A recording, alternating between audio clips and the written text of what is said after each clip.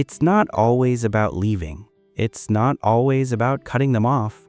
Sometimes it's about what happens after, when they're no longer there, but somehow they're still everywhere.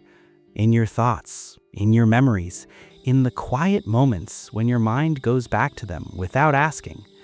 You tell yourself to move on. You try to stay busy. You distract yourself, hoping that time will just erase the feeling. But it doesn't. Because letting go isn't something you do once. It's something you have to choose over and over again. The truth is, you're not just attached to them. You're attached to how they made you feel. The connection, the closeness, the version of yourself that existed when you were with them. And that's what makes it so hard. Because when you lose them, it feels like you're losing a part of yourself too. So how do you detach? You start by accepting something most people avoid. Closure doesn't always come from them. It comes from you. It comes from realizing that not every story gets a clean ending. Not every person will explain themselves. Not every relationship will make sense. And waiting for that clarity is what keeps you stuck.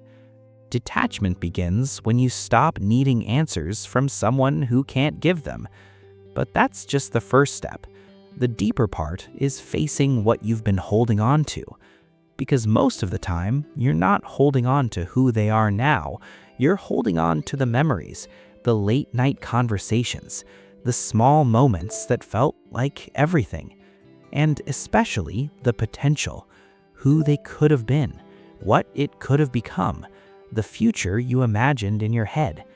And letting go of that feels like letting go of a whole life that never even happened. That's why it hurts so much. But here's the shift. Detaching doesn't mean you stop caring. It doesn't mean you erase them. It doesn't mean you pretend it didn't matter. It means you stop choosing them in places where they're no longer choosing you. It means you stop revisiting memories that only pull you back into the same pain.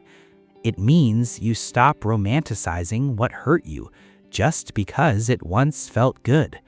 And slowly, you start choosing yourself instead, even when it's uncomfortable, even when it feels empty at first, even when a part of you still wants to go back. Because healing isn't about what feels easy, it's about what sets you free. And yes, there will be days when you miss them more than usual, days when you want to text them, days when everything reminds you of what you lost. But those moments don't mean you failed. They mean you're human. Detachment is not a straight line. It's messy, it's emotional, it's choosing yourself even when it hurts.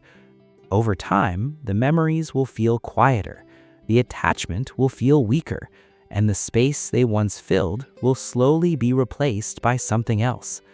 Peace.